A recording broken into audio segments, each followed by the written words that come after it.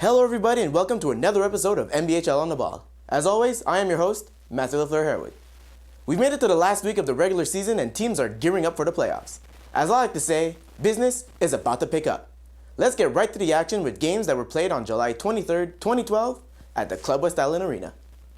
Our first game features two L-League teams, Mages versus Team Spinelli. The star of Mages, Chris Retsina, has been having an unbelievable season once again. Retsina and teammate Steve Bocola are the main reasons Mages lead the league in scoring. They pack a lot of firepower, but they also let in a lot of goals. So while Team Spinelli will be in tough to shut these two snipers down, if they can keep them off the score sheet, they'll have a serious chance. Team Spinelli packs much more balanced scoring up front, but is not as offensively gifted as the Mages. These guys will have to play gritty hockey and capitalize on rebounds if they hope to win.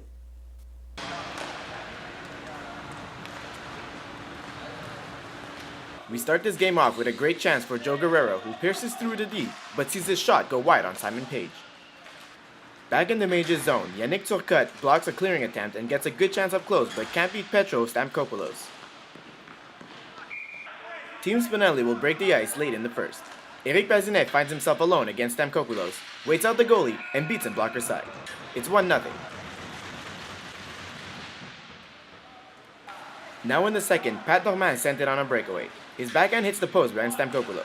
Pierre-Luc Charmont battles for their rebound and beats the Mages goalie low blocker side.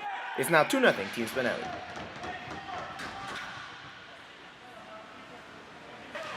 The Mages would cut the lead 7 minutes later. Ari Malek's one-timer goes high over Page's net, but Steve Galanopoulos shows great hand-eye coordination and bats the rebound out of the air. It's 2-1 now Team Spinelli. Team Spinelli would regain their 2-goal lead moments later. Marty Desmarais will find himself alone against the goalie. He makes no mistake, burying the ball glove side. Now a face-off in Team Spinelli's zone. Nick Nicoletopoulos takes a few cracks at the loose ball, but it's finally Ziad Ghanem who will send a wrister past Page. The lead is now cut back to 1.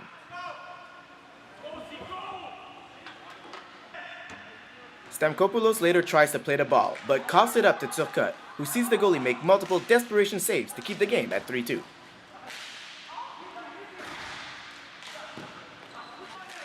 Those saves would prove to be important when Ari Malek will take a perfect feed in front of the net and send a one-timer over Page's shoulder.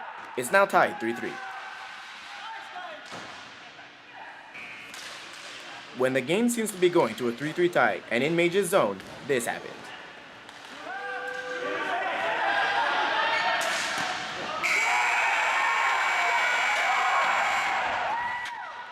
Turcotte's buzzer beater gives Team Spinelli the win in a game that saw them lead most of the way.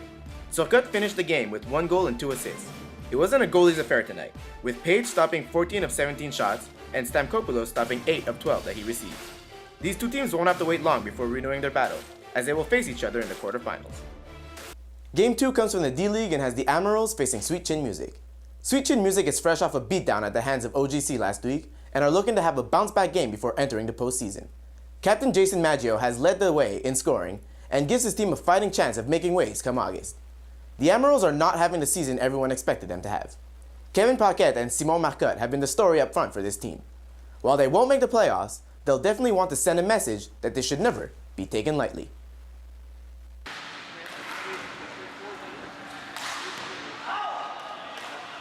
We start this game off in Admiral zone, where goalie Etienne Larochelle will be forced to make 2 brilliant saves early on to keep the game 0-0. Not to be outdone, Sweet Chin Music goalie Jason Maggio will make 2 big saves of his own, first on Justin Wannette, and then again on Jean-Simon Otot. Sweet Chin Music will break the ice with 8 minutes left in the first. John Simpson will lose the ball up close on Larochelle, but as he tries to get it back, manages to slide it past the goalie. Not a pretty one, but it's 1-0 Sweet Chin Music. They would double their lead 4 minutes later when Jérémy Béliveau peels down the left-hand boards and beats Larochelle 5-hole.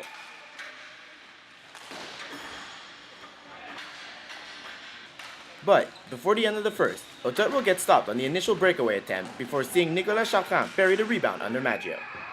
It's 2-1 heading into the second. Admirals will tie the game a minute and a half into the second when Simon Marcotte sends a laser blocker side. And just like that, it's 2-2.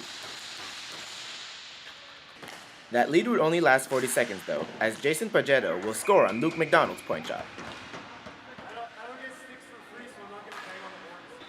The scoring fest will continue 1 minute later when a scramble ensues in front of Maggio's net. Kevin Paquette hammers the rebound by everybody, tying the game back at 3.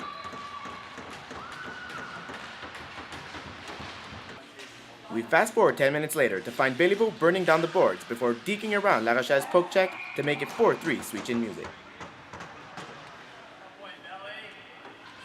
On to the 23rd minute of the second. Chartrand's initial shot is wide and goes behind the net. He follows through to get the rebound, but his passing attempt hits a defender and beats the switch-in music netminder. It's tied again for 4. With less than a minute left, Béliveau standing in front of the net. A mad scramble for the rebound begins, and he buries his 3rd goal of the game to make it the final score 5-4, switch-in music. With the win, switch-in music secured their 5th place position ahead of Ballbusters, who finished 6th. They'll have to do without Béliveau's hat-trick in the playoffs, as he's not eligible to play, having only taken part in 4 games this season. Their leading scorer and goalie for tonight, Jason Maggio, did well, having stopped 20 of 24 shots. The Admirals see their misery season finally come to an end, posting a 2-11 record. In Game 3, we move down to the J-League to catch the Beat versus Rock and Rollers. This game has playoff implications written all over it. For the Beat, it's win you're in, lose you're out. The Beat's major problem this year has been consistency. Ryan Rourke has been the main source of offense for this team and is an incredibly skilled player. Rock and Rollers have had an up and down season, having encountered a serious down, losing to Axis Lightning 11-3 in their last outing. They'll need their stars Mike Brown, Brad Johns, and Matt Clementoni to have huge games tonight if they want to win it.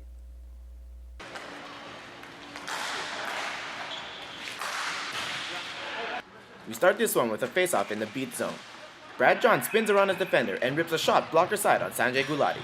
It's 1-0 Rock and Rollers. Gulati is then forced to make a nice save on Mike Brown's wrister. But moments later, he can do nothing against John Wood's redirect from up close. That goal makes it 2-0 Rock and Rollers. 1 minute later, Sean Guerrero will intercept a clearing attempt, sends a pass over to Brown, who rifles a shot low on Gulati for the Rock and Rollers' 3rd goal in 10 minutes. The Beat will cut the lead down with 6 minutes left in the first. Ryan Rourke will get the ball near the top of the faceoff circle and tees up a howitzer high on goalie Chris Renaud. 3-1 Rollers. But with 5 seconds left in the first, Brown battles with the defender before handing the ball off to a stricken Brad Johns, who makes no mistake. It's 4-1 now.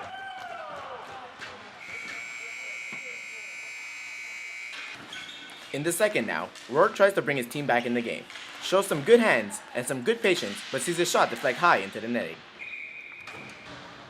Now in a 3-on-4 short-handed situation, Rourke will pick up the Olivier Babineau missed point shot to make it 4-2 Rollers. Gulati will then flash the leather on Greg Kelly to keep the score as is. But moments later, on the power play, Matt Clementoni will blast a rocket from the blue line that goes by everybody, including Gulati. It's 5-2. Kelly will add one more with 4 minutes left when he gets the ball down low and beats the Beat goalie low blocker side to make it 6-2 Rock and Rollers. Despite being down 6-2, the Beat does not back down and trying to give it one final go, but Renaud would have nothing of that, turning everything aside.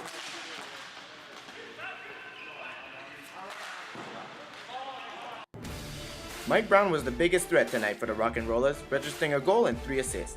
Brad Johns had 2 goals and 1 assist. For the Beat, it was Ryan Rourke who had 2 goals, including a 3-on-4 shorty. Chris Renaud turned aside 16 of 18 shots, while Sanjay Gulati stopped 12 of 18.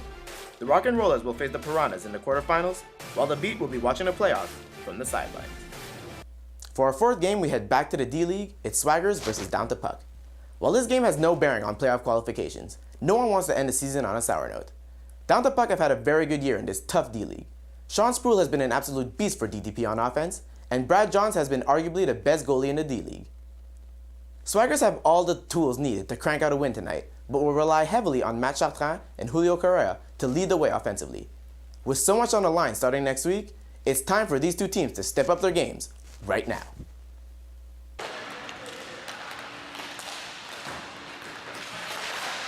Sean Sproul will miss a great opportunity alone at the side of the net when the ball jumps over his stick. Now in Down to Puck zone, goalie Brad Johns will make a great save on Julio Correa. Johns will then stone Nick Niron up close on the following play. Back in Swagger's zone, Spruill comes down the wing with speed but loses the ball at the last moment in front of goalie Joe Bastone. The Swaggers will be the first to break the tie on the power play. A great cross-crease pass leads to a Ryan Palmer one-timer from the face-off circle. It's 1-0 Swaggers. Spruill finds himself again on the attack moments later, but once again, Bastone has the upper hand. With 3 minutes left in the first, Swaggers will double their lead. Correa gets the ball at the face-off circle, cuts in the middle, and beats Johns down low. Nick DeSantis has a pass on the goal. Before the end of the first, Bastone is forced to make a hard save off the face-off. They go into the second up by 2, the worst lead in hockey. Early in the second now, the DTP point shot is stopped, but Brody Armstrong is there to pick up the rebound and cut the lead to 2-1.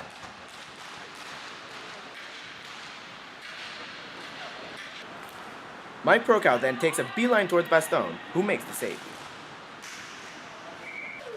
And then it's Matt Patulli who gets by his defender but can't beat the Swaggers goalie up close.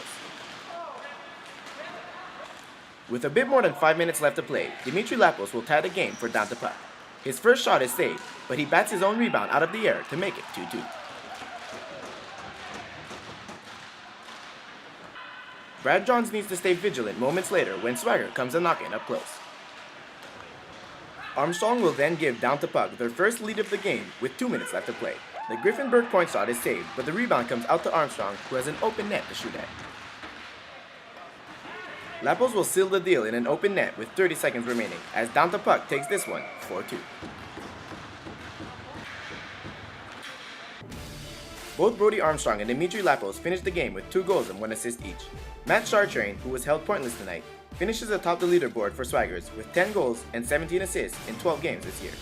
Down to puck finishes with a respectable 8-4-1 record and face Sweet Chin Music in the quarterfinals, while the Swaggers, who finish in 8th, will face whoever finished first between Flower Power and OGC. In our last game, we stay in the D-League and see Flower Power versus Brazzers Boys. Flower Power has raised a few eyebrows this year with their impressive play.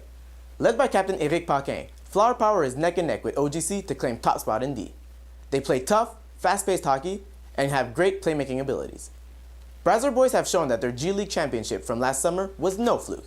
Jason Reddy, Jason Rochon, and Mike Knopp have been at the top of their games this year and continue to impress. These guys have the speed and skill to match Flower Power's ability, but with Knopp out as a healthy scratch, they could find themselves too limited to counter Flower Power's offensive clout.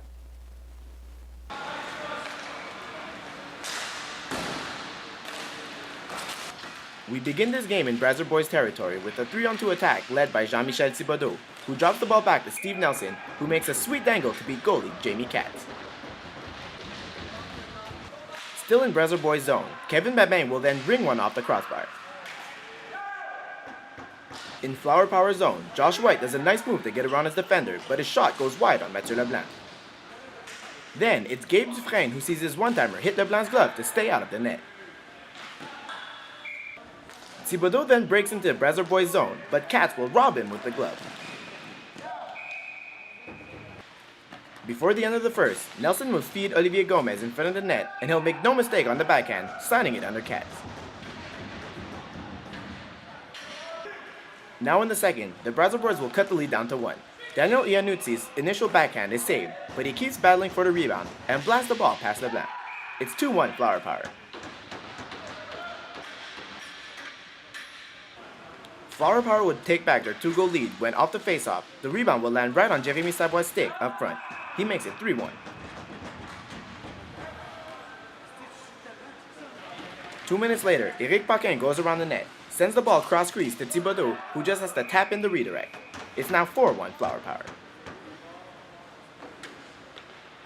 Flower Power will extend their lead to 5-1 with 5 minutes left. Alexandre Proschek finds Marc Paquin alone in front. He beats the boys' goalie with a backhand. The floor is crumbling under the Brazzers Boys. 1 minute later, it's Patrick Demers who finds himself up close on Katz and buries the ball that laid just on the line behind the netminder. It's now 6-1 Flower Power.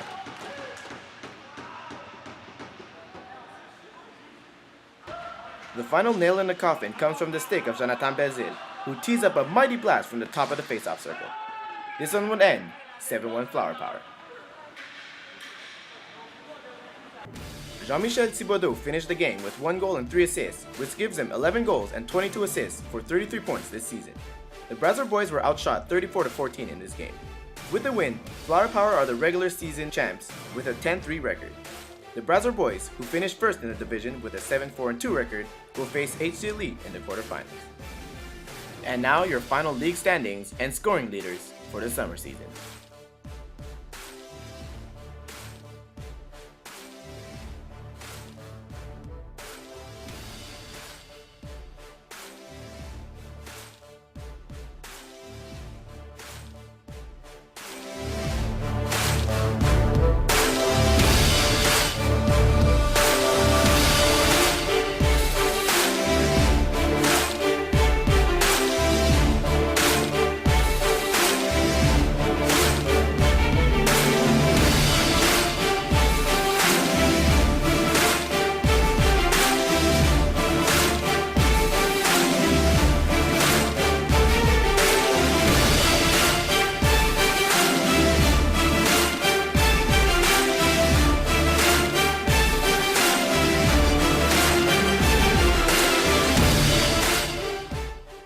It's now time for the highlight of the night.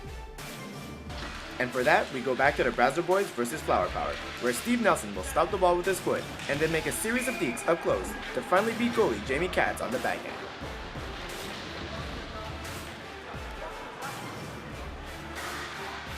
That's a wrap on another MBHL On The Ball episode. The 13-game season is over and the playoffs are just around the corner.